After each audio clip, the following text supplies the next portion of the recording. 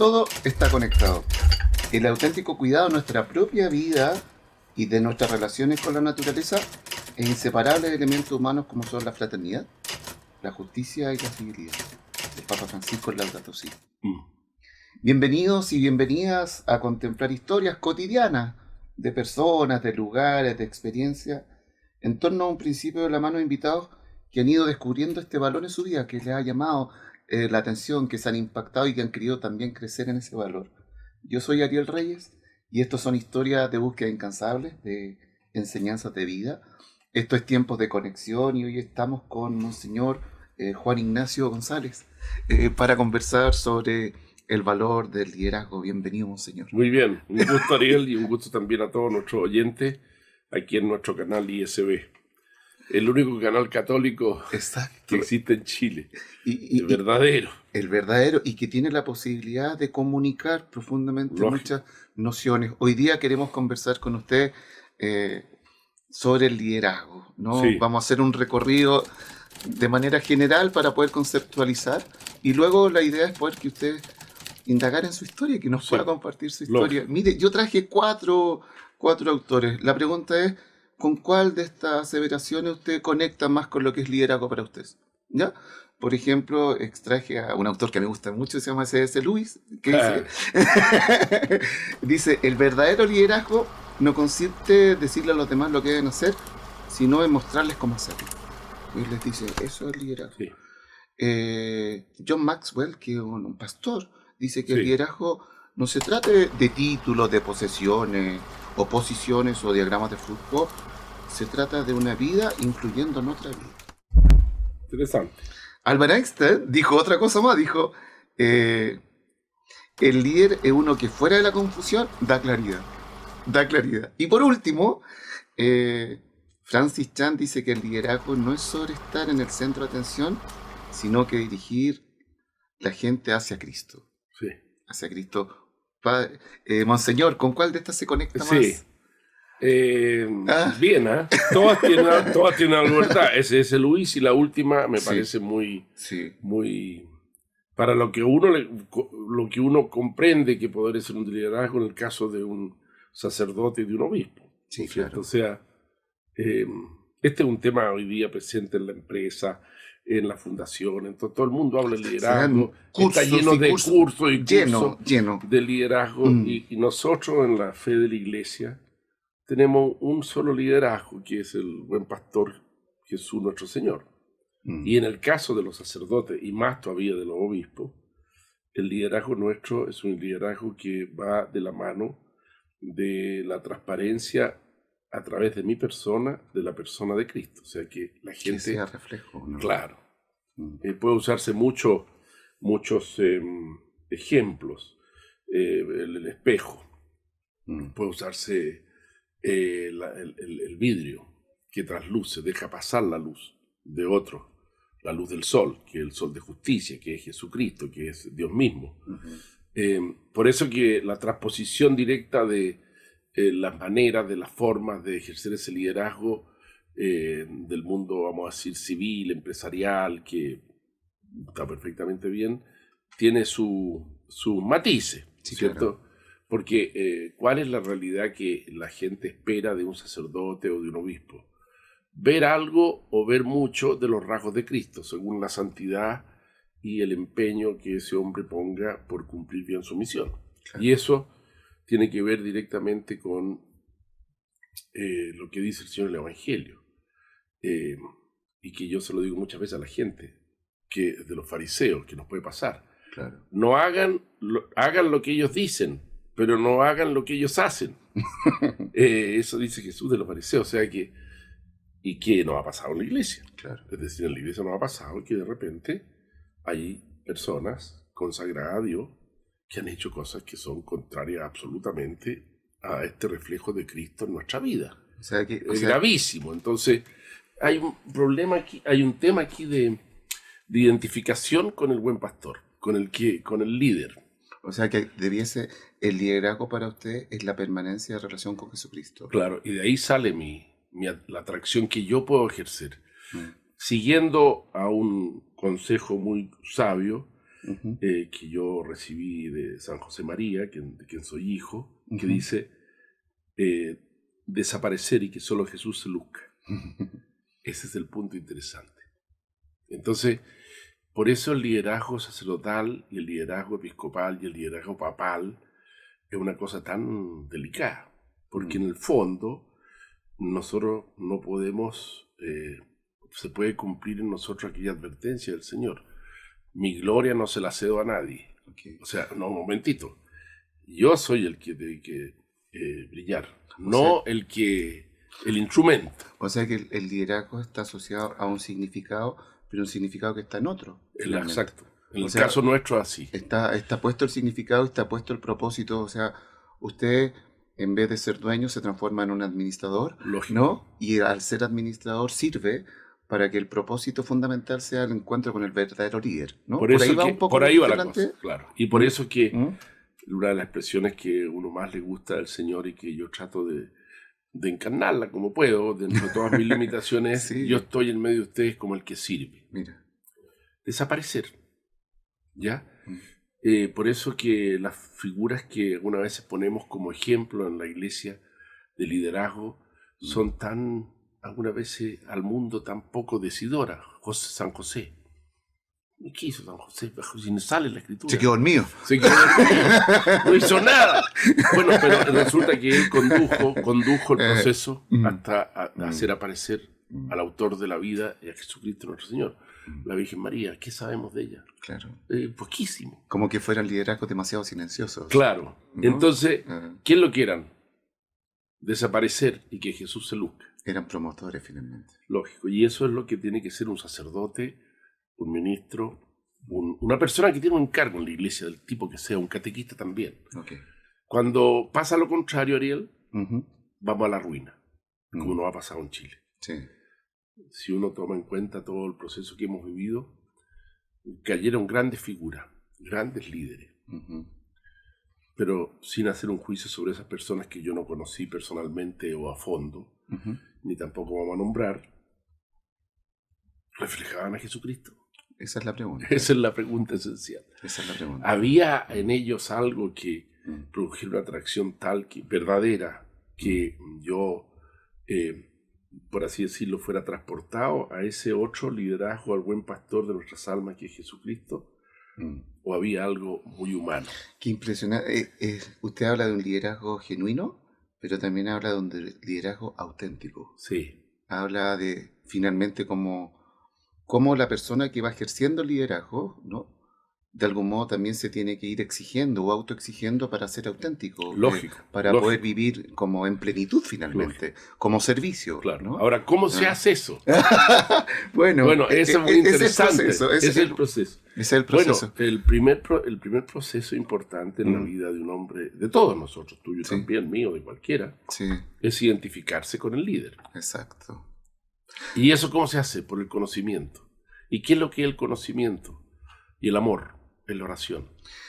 Me gustaría que nos pudiéramos quedar ahí en identificar, ¿no? Claro. Porque en este programa queremos conectar con nuestra propia historia. Claro, ¿ya? lógico. Entonces, mira, aquí tenemos una radio. No es una radio tan antigua, ¿no? No, pero más o menos, es con cassette. Es con cassette. Es con cassette. Ya. Bueno, entonces lo que queremos invitarlo a ir al pasado. Entonces, mira, acá tiene que apretar rewind. Y este es el momento. La idea es que usted decide cuándo, ¿no? Pero yo lo que quiero preguntar es que queremos hablar de personas, de personajes, de lugares, de experiencias, con tal de poder captar qué personas a ustedes se le vienen a la memoria. Tenemos fotos de cuando usted era pequeñito, tenemos fotos de su familia, pero ¿qué hay? ¿En quiénes usted empezó a fijar la mirada, ¿no? Para poder entender que ahí había rasgos de liderazgo. Si nos puede compartir, bueno, si quiere irse a la infancia, a la adolescencia, a la juventud, usted conecta con quien quiera, pero lo relevante es que a lo mejor nos pueda contar cómo fue, no sé, recogiendo algunos elementos de eso. Y para tomar decisiones. Exacto. Bueno, una familia católica, clásica, típica. Una familia de agricultores, en su tiempo con tierra, después sin tierra, porque esas tierras que venían por el lado familiar materno fueron todas expropiadas en sus años. Y por lo tanto un papá agricultor, como era en aquel tiempo, estudió, pero no recibió el título, se fue a trabajar al campo. ¿Cómo se llamaba su papá? Eduardo González Echenique, el año 50 se casó. Mi madre, Rosa Ahí tenemos una foto. Rosa Rasuri, ahí falta uno ahí. 1, 2, 3, 4, 5, 6. Faltan 2. Y el 1, 2, 3, el cuarto soy yo. ¿Ves? Eso en el campo. Un hombre criado en el campo. Yo le podría mostrar fotos mías a los 3 años arriba del caballo. Con vestido de guaso. ¿Y quiénes están ahí? Ahí está Alberto, Eduardo, que falleció, y Joaquín. Y el que está en el coche, lo llevan, soy yo. Esa casa todavía, un hermano mío, también fue expropiada esa casa, la hizo mi padre el año 55. Y ahora un hermano mío, el que murió, la recuperó, compró ese pedacito allá en el campo, y la casa la tienen mi cuñada y mi sobrino. Ahí era una vida de, no una religiosidad impuesta, pero una vida de misa dominical, una vida de mes de María, una vida de una mamá presente, muy presente, y un papá menos porque tenía que ir al campo. Vivimos en el campo hasta que yo tuve 4 o 5 años, después nos vinimos todos a Santiago a estudiar. Estudié en el Colegio Sagrados Corazones, me marcó mucho ese colegio, la presencia de los sacerdotes, las primeras contactos, la primera comunión, sacerdotes que uno lo marcaban, que los veía ahí, me acuerdo en aquel tiempo con su hábito. En ese contexto religioso, también las celebraciones litúrgicas clásicas, algunas veces en el campo, algunas veces en Santiago, y más o menos en medio de una trifulca eclesiástica más o menos importante, porque en los años 67, 70... época de mucho cambio. Mucho cambio. En nuestro colegio había mucha problema, había un conflicto entre parte de los alumnos y las familias con la Congregación de los Sagrados Corazones. El colegio fue entregado, intentó entregarse al gobierno, una cosa rara. Yo era todavía pequeño, no tan pequeño, pero me acuerdo. Y en ese tiempo, ¿de qué manera? Porque empiezan a aparecer ideas, aparecen opiniones, aparecen decisiones. ¿De qué manera usted va bebiendo a partir de esas decisiones, esos principios que van apareciendo ahí? La mía era una familia que tenía, no era una familia clerical, pero tenía muchos sacerdotes en la familia. Por ejemplo, yo llevo el nombre de un arzobispo de Santiago, en don Juan Ignacio, por don Juan Ignacio González Aguirre, que fue arzobispo de Santiago antes de don Crescente Razo, del año 8 al año 18, 1908 al 18, y cuya vida yo escribí porque me interesaba mucho. Un hombre ligado al apostolado social, del tiempo del padre Vives, Vives Solar, y de otros personajes con muchos escritos sobre ese tema. León XIII. 1891, el 1908, primer congreso. Después viene todo el tema. Primer congreso araucanista, las primeras habitaciones obreras de Santiago hechas por la iglesia, allá cerca de San Alberto de Sicilia, en Santiago, en la parroquia. Y mis parientes eran, mis 2 bisabuelos de lado y lado, eran primos hermanos del arzobispo.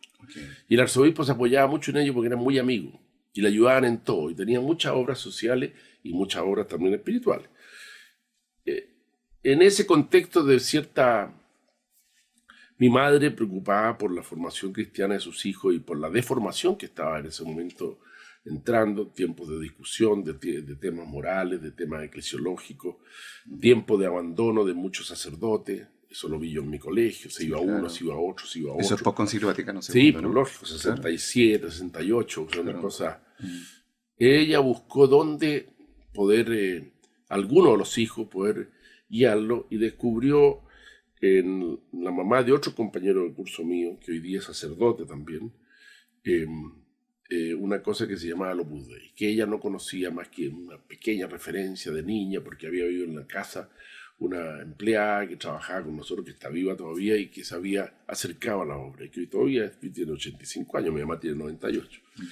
Y ahí ella me pidió que fuera yo a esta institución, a unas meditaciones para universitarios, para colegiales que estamos en primero medio. Y rápidamente yo me di cuenta que por ahí algo habría, que intuía yo que el Señor me llamaba a algo.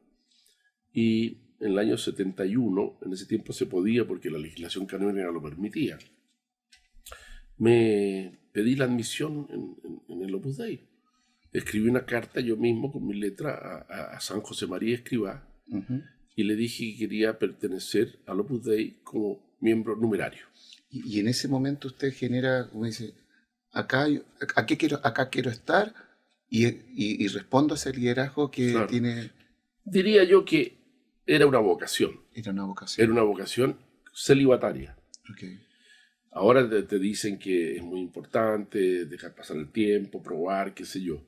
Yo cuando lo vi que era lo mío, y vi que el Señor me lo pedía, vi que había suficiente elemento para decir que sí, lógicamente que había un acompañamiento espiritual, un ritmo de vida interior, misa diaria, confesión, un sacerdote que me acompañaba, que todavía vive, ¿ya? Y dije que sí.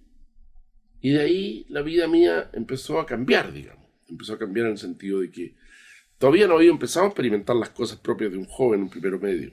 Por ejemplo, sí, lógicamente que me gustaban las fiestas, las niñas y todo, como cualquier chiquillo del colegio.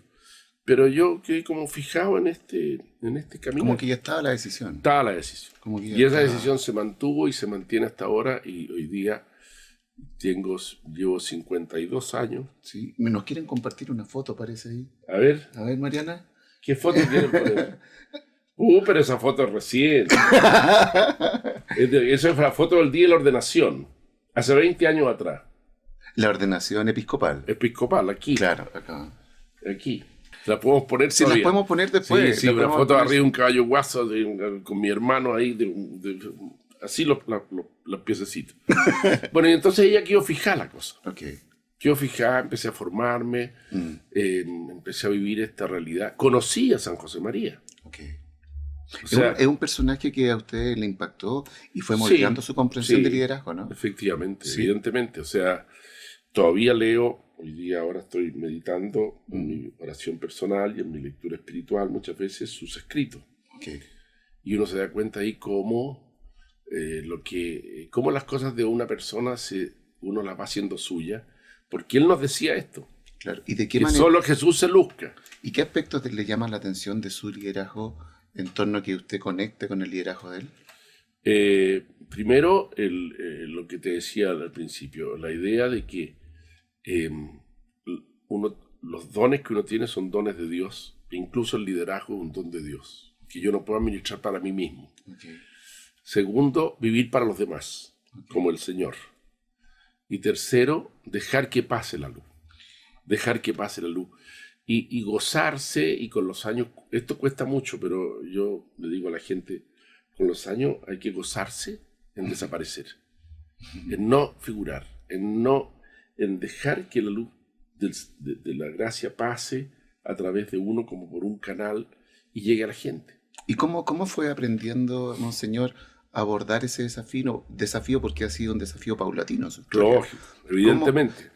¿Hay alguna experiencia a lo mejor que le haya enseñado como una lección crucial sobre esta noción de que él aparezca y yo desaparezco? Claro. ¿Hay alguna experiencia que usted recuerde? Así alguna particular no, pero sí una secuela de acontecimientos y de cosas, ¿no? Primero, a muy joven decidir entregarse a Dios completamente. Okay. Esa es una.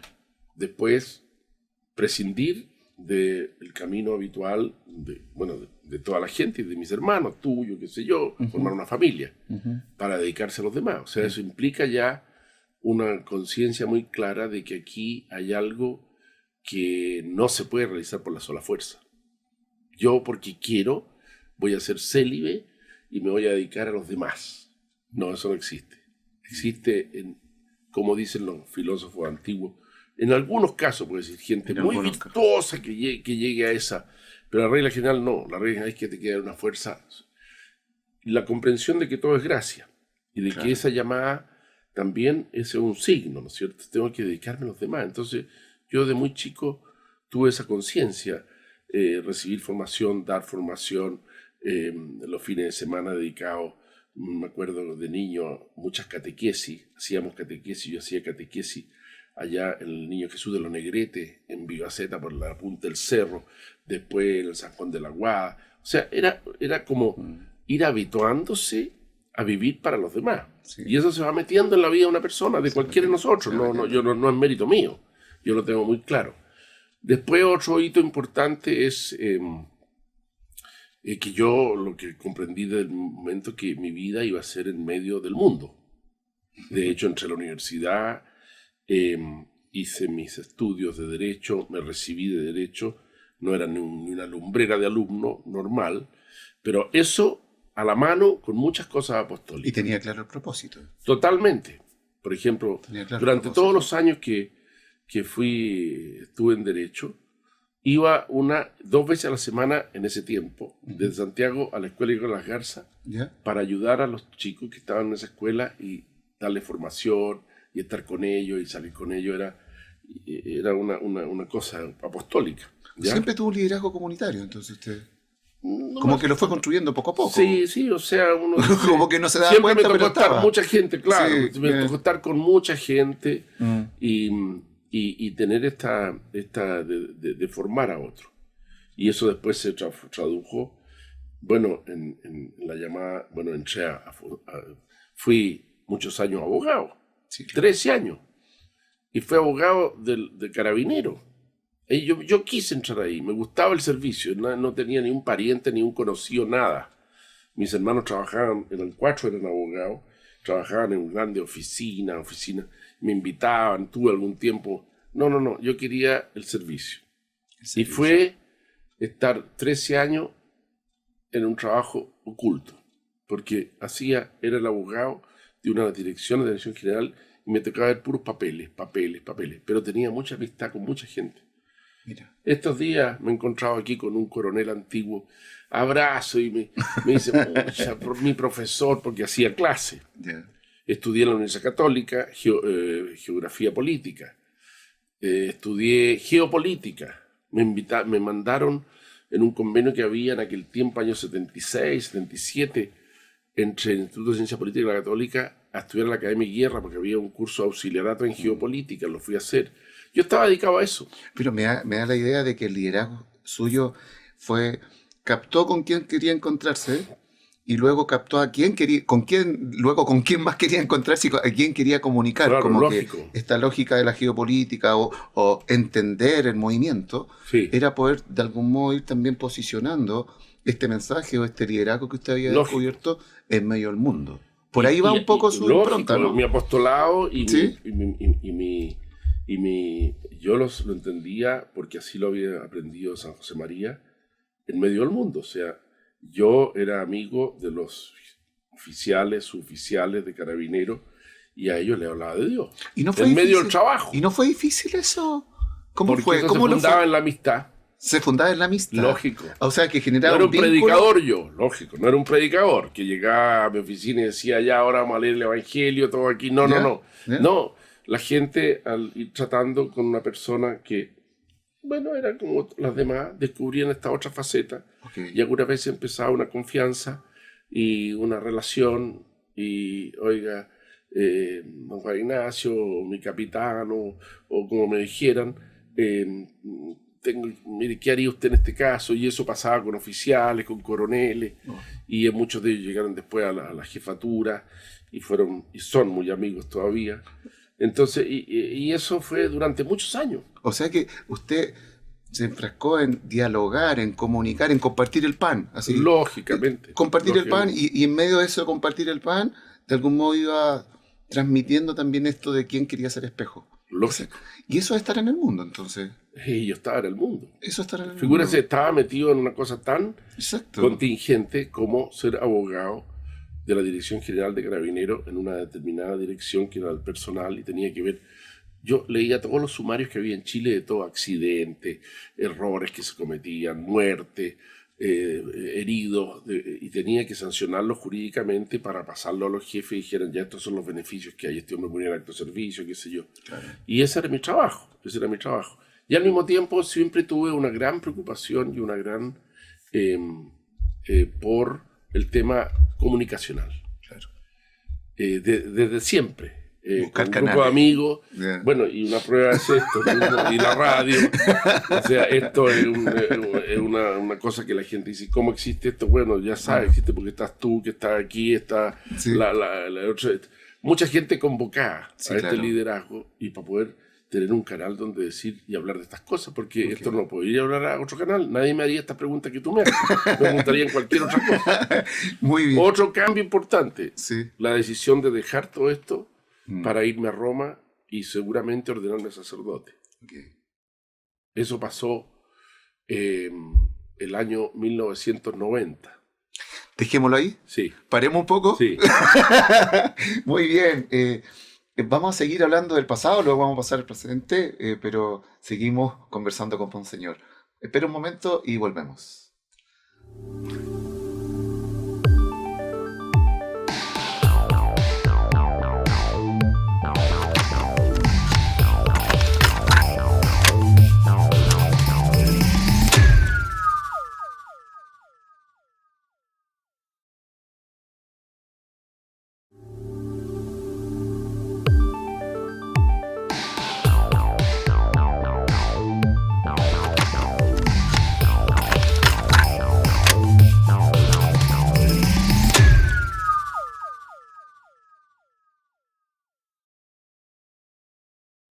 Muy bien, estamos de vuelta acá en Tiempos de Conexión junto a Monseñor.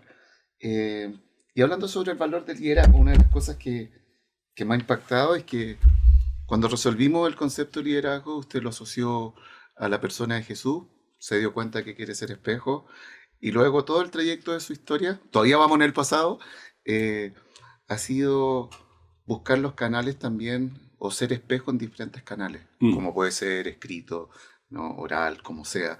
Y usted nos contaba antes de dar el pase que se fue a Roma, pero también siguiendo este mismo propósito, este mismo significado.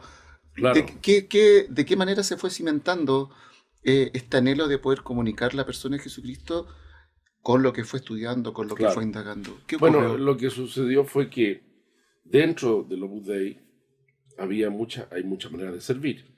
Y de repente, siendo yo un hombre que lleva bastantes años ya, del año 71 hasta el año 90, se me planteó la posibilidad de decir, bueno, ¿y usted está dispuesto a servir a la demás gente de la obra y a toda la iglesia como sacerdote?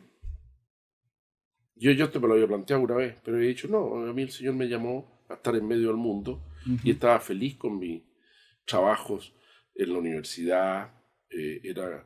Me tocó trabajar como fundar la Universidad de los Andes, me tocó trabajar en la Universidad Católica, me tocó estudiar y mi trabajo en Carabinero y mi apostolado, y sé yo, tantas cosas que hacía, mis cosas periodísticas, tengo muchos artículos escritos de temas de esto. Bueno, yo dije, sí, puede ser, ¿por qué voy a tener que cerrarme a esta posibilidad? Yeah. Y a los 34, 35 años me fui a Roma. Y yo había estudiado Derecho aquí, y allá me propusieron estudiar Derecho Canónico y doctorarme. Y bueno, ya no era un niño, claro. O sea, no era un chiquillo que llegara ahí, y por lo tanto un esfuerzo intelectual también, y nunca fui un gran estudioso. Soy capaz de estudiar lo que me piden. Y he escrito algunos libros, pero de cosas que me interesan mucho. Okay. Y me fui a Roma y entonces empecé todo un proceso en el seminario de la prelatura del Opus Dei de prepararme para el sacerdocio. Okay. Y tuve la suerte y el don de Dios inmenso de que el don Álvaro Portillo, beato, me llamara al sacerdocio para servir en la obra, en el Opus Dei, y me ordené el año 93 en Roma. Él me ordenó de diácono y después de eso. O sea, he conocido en mi vida a 2 santos. Mira. Una cosa bien que uno... Bueno, y a 3, a Juan Pablo también. ¿Y de qué manera impacta en su camino? Cambia totalmente. Claro, porque cuando hablamos de santidad, hablamos de personas que han logrado una cohesión, una comunión profunda, ¿no? Que se transparenta, que se vive así como algo cotidiano. Sí. ¿De qué manera ese ejercicio de esa humildad, podríamos denominar un montón de valores que hay en esas personas, de qué manera eso va impulsando también a usted querer poder vivir ese proceso? Bueno, los hombres y las personas, mujeres santos, son un espejo particular Exacto. que uno mira. Exacto. Y todos nosotros de alguna manera tenemos una cierta cercanía a alguna de esas personas. Sí. Y yo la tenía con estas dos. Una, con un conocimiento más que todo personal de San José María, cuando estuve en Chile, bastante intenso, porque fueron 8 o 9 días en que casi todos los días estábamos con él. Hablé con él, me pude pasear con él. Y otro más intenso todavía, que fueron los años en Roma con don Álvaro del Portillo, que era el primer sucesor de San José María. Me tocó participar en la beatificación de San José María, organizarla en Roma en muchos aspectos logísticos y vivir todo eso. Y para mí la ida a Roma fue como una continuidad de un proceso. Exacto. Ahí me gustaría que... No fue que un cambio radical así. Sí, Lo sí. que venía el cambio radical es que ya mi vida, vamos a decir, en el mundo, en el sentido que la vivía antes, tuve que cambiar. Pero en esa continuidad del proceso, finalmente en esa intimidad del proceso, Sí. Porque usted entra y es súper complejo estar en Roma como tal, porque uno podría decir, mira, está la crème de la crème, pero Sí. yo tengo que vivir como espejo. Claro, evidentemente. Aquí está todo, pero yo tengo que ser nada.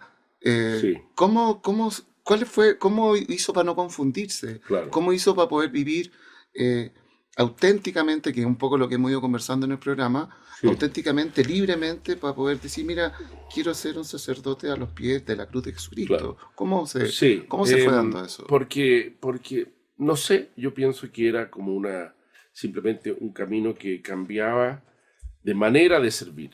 Okay. Yo iba a seguir sirviendo la misma pertenencia a la obra, la misma realidad, pero otra manera de servir. Ahora iba a servir sacerdotalmente. Okay. Y iba a dejar de lado no mi formación y mi ciencia como abogado, sí, claro, como cientista político en un sentido, con muchas preocupaciones. Incluso yo veo ahora los mapas, veo lo que pasa en Ucrania, veo lo que pasa en el Báltico, veo lo que pasa allá. Entiendo todas esas cosas y estudié las teorías y las tengo aquí. Y muchos amigos míos de antes me preguntan cosas. Oye, viejo, no, yo no voy a empezar a qué pasa con la Antártida, el Tratado Antártico, y no es lo mío. Pero cambié y tuve que hacer ese esfuerzo de decir, bueno, por ejemplo, ya no tener opiniones en el ámbito de la contingencia política. Okay. Simplemente no las tengo. Es decir, comprendo que hay muchas cosas que son opinables. Okay. Muchas, la gran mayoría. Okay. Pero sí comprendo que hay algunas que son esenciales. Ese cambio se produjo. Y por lo tanto, sí, si me preguntan una cosa sobre el derecho a la vida, sobre la educación, hay siempre un sustrato, que es de fundamento antropológico cristiano. Pero si me preguntan a mí, ¿qué le parece el sistema electoral? Miren, no sé, porque vaya a preguntárselo a los expertos, porque yo no sé bien si conviene un sistema de esta manera o de esta otra, o si convierte un bicameral o no, o unicameral, no sé. Y de hecho, entonces, bueno, mi vida, por así decirlo, se hizo en un sentido, si se puede decir, más intensa, porque sí, claro, ser sacerdote es ser otro Cristo en el sentido estricto de la palabra. Exacto. Cuando te imponen las manos el obispo, se produce una transformación ontológica, dice la fe de la Iglesia. Exacto. Ya no es simplemente un señor que dice, mire, yo ahora voy a hacer este otro trabajo. Es que no solo dice y hace. No, pues exactamente, otra cosa. Y ahí ocurrió que, bueno, pasó eso, después me vine a Chile muy rápidamente, me mandaron los directores, los que tenían de nuevo a la Universidad de los Andes, pero ahora de capellán. Okay. O sea, yo había estado ahí en la fundación de la universidad, en la organización, y de repente llegué vestido de sacerdote a ser capellán de Derecho y de Ciencias Económicas. Okay. Estuve así 10 años. A la mitad de ese tiempo me hicieron capellán general de la Universidad de los Andes, que había organizado todo. La universidad estaba recién nacida, ahora creció muchísimo. Claro. En ese tiempo he sido 2.000, 3.000 alumnos, ahora no sé cuánto tendrá. Y en el medio de ese proceso, cuando yo estaba ahí, después de 10 años de sacerdote, me llama un día el nuncio apostólico, ¿ya? Yo había tenido alguna relación con San Bernardo porque el obispo antiguo de aquí, Orocimbo, me había conocido de niño, allá en Colchagua, cuando él era cura en Pichilemu. Yeah. Y entonces él me echó el ojo para que le ayudara en la dirección espiritual y en la orientación espiritual de los seminaristas que había aquí, que todavía están, que son. Y de repente un día me llama el nuncio en el mes de septiembre el mes de octubre del año 2003, 93, me ordené, 2003, y me dice, fui a la nunciatura, me dijo, el Santo Padre ha tomado una decisión, era un italiano. ¿Ya? Sí, se nota como lo dice. Sì, questo perché il vescovo di San Bernardo è accettata e lo ha nominato a lei vescovo di San Bernardo. Entonces, ¿usted acepta? Me dijo. Y yo le dije, a ver, señor Nuncio, espérese un poquito, pero mire, por lo menos déjeme pensarlo un poquito. No. Entonces me dijo, o preguntárselo a alguien de mi confianza. Y me dijo, no, ya el Papa le ha preguntado a mucha gente, ya dijo. Entonces le dije, bueno, pero por último, permítame preguntarlo aquí en la capilla, y diga usted al Señor que si está le pasará bien, ¿está de acuerdo con esto o no? Sí, esto se puede. Fuimos a la capilla los dos, estuvimos un rato rezando y después a la salida me dijo, aquí tiene una hoja, escribió al Papa diciendo que sí. Y escribí una carta al Papa Juan Pablo, que fue el que me nombró.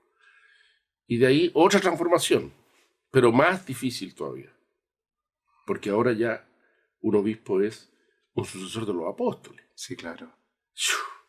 Si tú entras a una página que se llama catholicjerarchy.org, debe ser un alemán el que hace esto. Están ordenados todos los obispos del mundo, todas las diócesis, todos los datos, todo lo que tú quieras.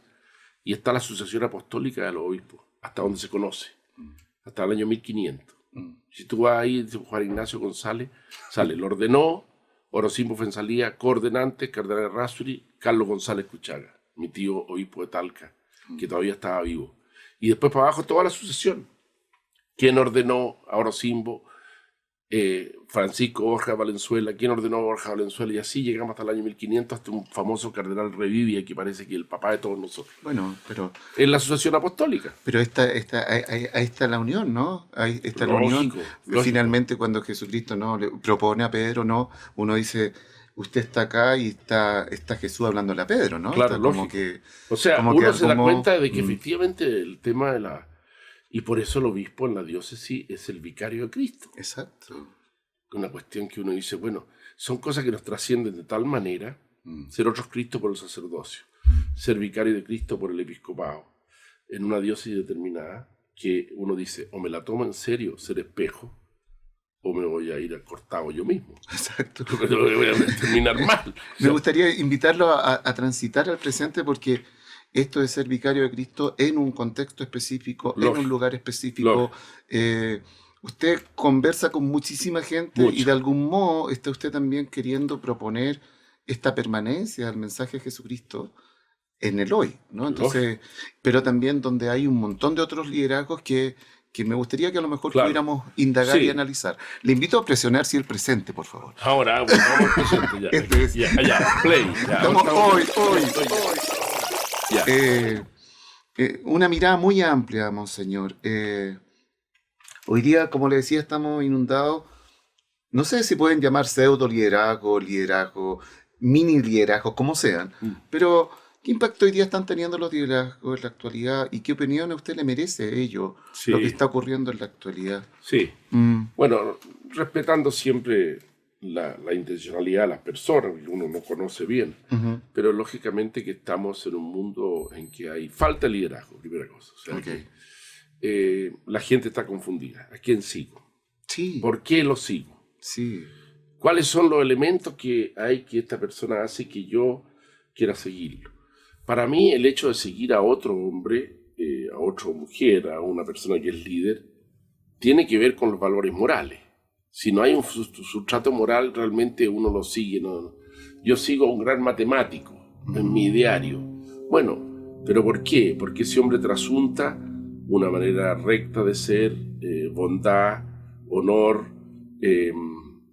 sabiduría. humana y espiritual, por eso. Entonces, yo creo que estamos en un momento de falta de liderazgo. Esto también ha pasado de alguna manera en la iglesia, en consecuencia de muchos errores cometidos por nosotros mismos, Sí. y sustancialmente, por lo que dijimos al principio, Ariel, porque no dejaron pasar la luz de Cristo. Se olvida. De alguna manera, la opacaron, no digo que no completamente, pero la opacaron. Y entonces yo era del padre tanto, yo soy del obispo tanto, yo soy seguidor de no sé quién. Oye, viejo, ¿y qué es una pelea que tenemos que dar hoy día nosotros? Sí, claro. Es que vamos a cambiar a tal sacerdote de parroquia. No, es que yo no puedo vivir sin el padre. Usted se equivocó, pues, señora o caballero, porque nosotros seguimos a Cristo. O se equivocó el sacerdote o el obispo. Claro. Que hace que parece que el liderazgo residiera en mí. Entonces, ¿cómo entender los liderazgos humanos? ¿Y cómo se acompañan esos liderazgos hoy? ¿Cómo se potencian esos liderazgos? Porque de algún modo el liderazgo, tal como sucedió con usted, le llega un mensaje, usted se potencia, usted lo comparte, como que se va transformando en algo que va transformando la vida de las personas, pero esa transformación es para encontrarse cada vez más con Jesucristo. Pero el punto ¿cómo se hace ¿cómo eso? se hace? ¿Cómo lo ha ido haciendo usted? Porque... Sí, por ejemplo. Yo no he abandonado las cosas que siempre viví. Okay. Hasta ahora. Yo celebro la Santa Eucaristía todos los días, que es el corazón de la vida. Ahí está el centro. Sí.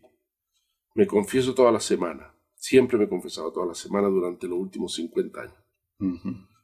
Pero, monseñor, usted es muy pecador. No, pues si la confesión no es solamente para ir a pedir perdón de grandes errores, es también un motivo de gracia.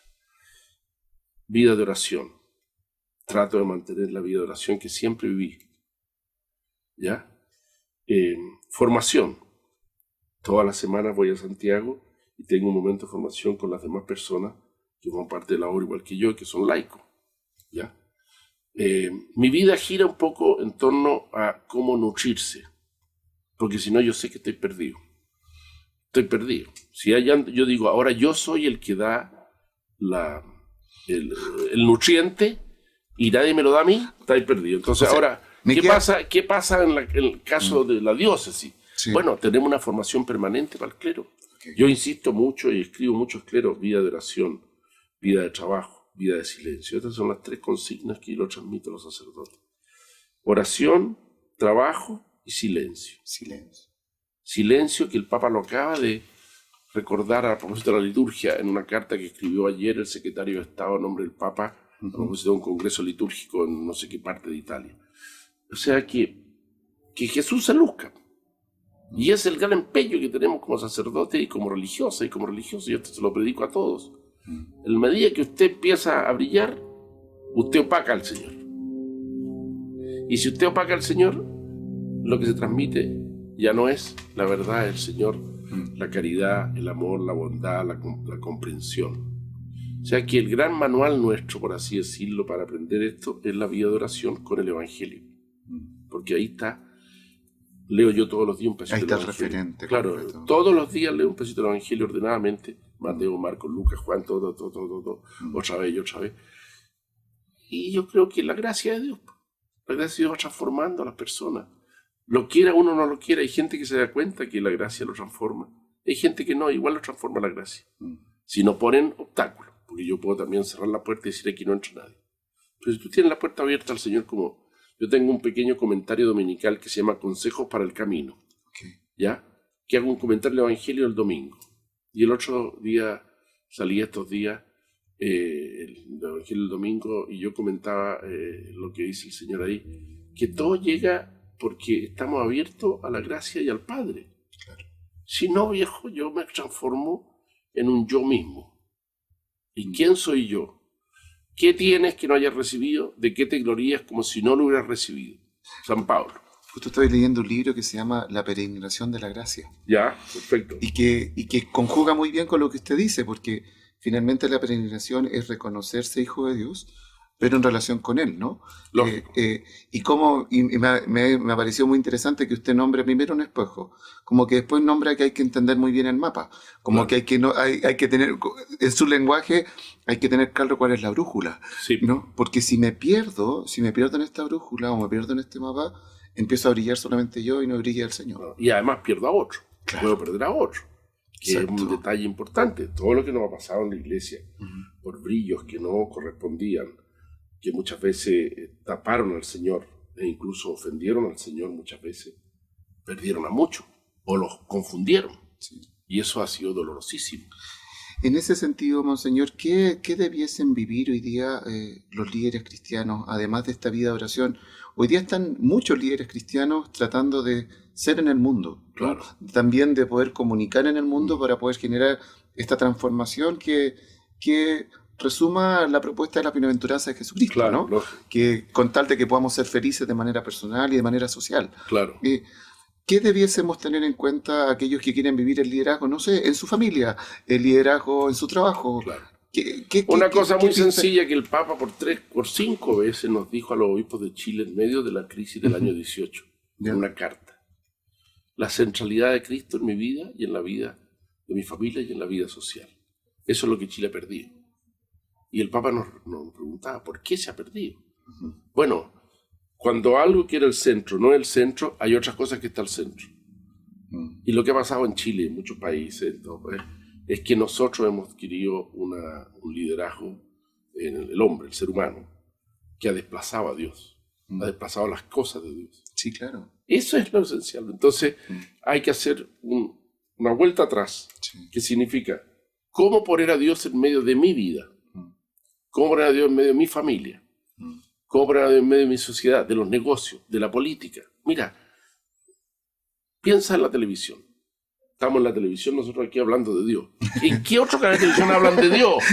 En ningún. Dios no existe. Yo veo noticias, trato de informarme más o menos de las cosas. Y digo, pero viejo, nunca hay una noticia en que ponga el centro donde está. Claro. Eso demuestra la crisis por la cual pasa nuestro país. Si la crisis de los 8 muertos el fin de semana, de los 18, el 8 y para el 18 no sé cuántos, tiene que ver con esto. Sí. ¿Qué hay en el corazón humano? Y tiene que ver con que las personas han perdido su valor también, que se transforman en cosas. Lógico. Como que, y a mí me llama mucho la atención, no sé si usted conjuga, pero como que si uno pusiera las cosas y las personas, tendría que ser al revés, las personas por sobre las cosas. Pero evidente. Pero ¿qué nos pasa? Nos lo dijo aquí el Papa Papa Juan Pablo. El hombre no es por lo que tiene, sino por lo que es. Pero aquí nos hemos transformado. Sí. Oye, todas estas teorías que corren entre nosotros, el género, teorías políticas, poner al hombre al centro.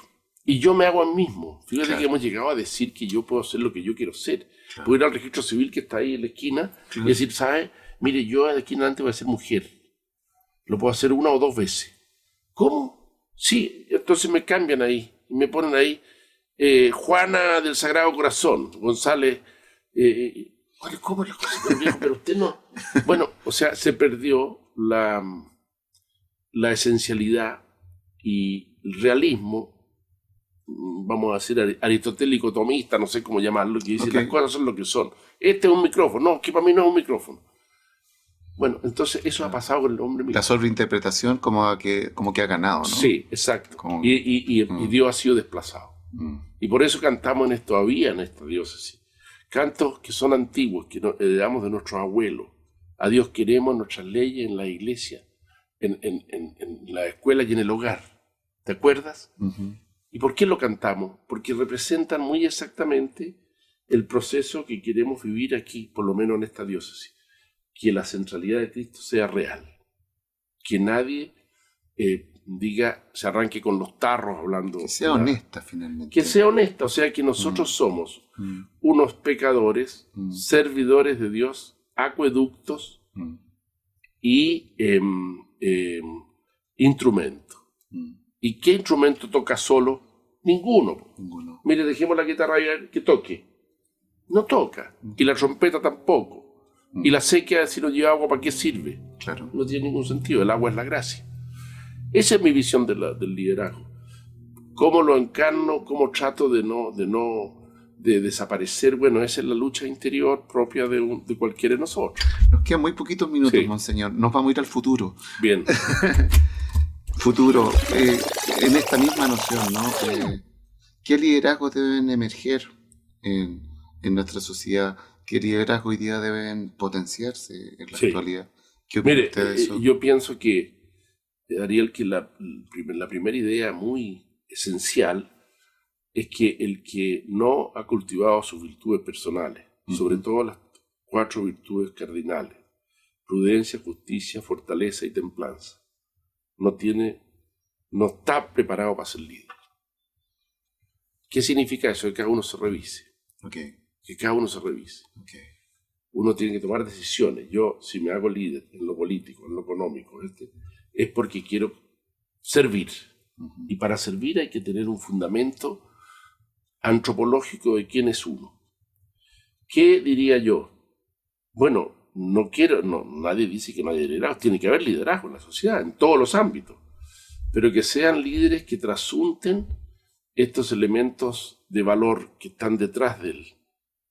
Acabo de leer una pequeña biografía escrita sobre un hombre que fue ya mayor, escrita por sus compañeros de la empresa que tenía, que era una empresa, no sé, que producía electricidad, no sé qué cosa. Y me leí las cartas cortas de los directores, donde él fue director porque ya jubiló. Y todos resaltaban la realidad espiritual que descubrían en este hombre, que trasuntaba su trabajo, su manera de tratar. Yo pienso que un liderazgo sin un aspecto ético religioso detrás es muy difícil hoy día. Un liderazgo humano solamente. Y yo creo que la prueba de los liderazgos que tuvimos, pensemos en los grandes personajes europeos, en Rusia, en Alemania, en Italia, en Chile, de todos tipos. Bueno, si son líderes que no son verdaderos, desaparecen y quedan puertos por... Si son líderes verdaderos que trasuntaron virtud, humanidad, el respeto a la dignidad de la persona, esos líderes permanecen para siempre. Yo tengo como gran líder en el ámbito histórico que me gusta mucho a O'Higgins. O'Higgins. ¿Sabe qué dice la lápida que está en la tumba de O'Higgins, debajo de la dice algo increíble? Dice, aquí yace el capitán general Bernardo O'Higgins, que fue de Buenos Aires, no sé qué, no sé cuánto, que se distinguió por su servicio a sus hermanos y por sus virtudes católicas. Aquí yace esperando la revolución de los muertos. Y que fue reconocido como un servidor. Y si uno lee la vida de O'Higgins, las cosas verdaderas, no las falsas que se escriben, no nos dicen que fue masón, que no sé, que... No, O'Higgins fue un hombre que vivió hasta el último momento de su vida asistiendo a misa. En Montalbán, un cura le decía misa todos los días. Y bueno, y cuando murió, ¿qué pidió?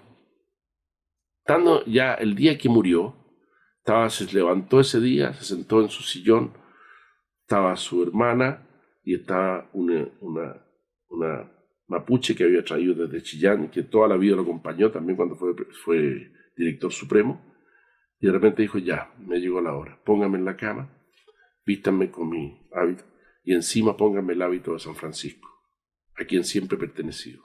Y murió con el hábito franciscano, pues. O sea que se revistió completamente. Lógica. Monseñor, nos queda un minuto. Sí. Siempre otorgamos su cámara, ¿no? Sí. Que le puede dejar un mensaje a nuestros televidentes, sí, y también a nuestros amigos que nos están escuchando, con tal de poder sintetizar esto que hemos conversado hoy día respecto al liderazgo. Que si queremos ser líderes en el sentido verdadero de la palabra, tenemos que cultivar primero el conocimiento de el único líder que se salva de todas las imperfecciones, que es Jesucristo, el buen pastor. Y eso se hace a través del pan y de la palabra, a través de la Eucaristía y a través de la oración.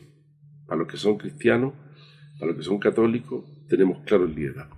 Y para los otros, que aprendan a conocer a Jesucristo en la lectura, en los que no son cristianos, no tienen la fe cristiana, en la lectura de buenos ejemplos de hombres y mujeres que han manifestado virtudes, vamos a decir, vividas en forma a fondo en su vida. Y hay muchos casos. ¿Quién puede desconocer, no sé, un Gandhi o grandes personajes del pasado que fueron hombres virtuosos? Quizás no en el sentido exacto, pero tenemos uno, que es Jesucristo, el buen pastor, que nos da a nosotros todos los elementos de ese liderazgo. Muchas gracias. Querido amigo, hoy día en Tiempo de Conexión hemos escuchado la historia, la reflexión, ¿no? De Monseñor Juan Ignacio, y los dejamos invitados para un próximo capítulo acá en Canal ICB. Muchas gracias, Monseñor, por haber venido Muy a bien, compartir cuando quiera, este Ariel. ratito. ¿Ah?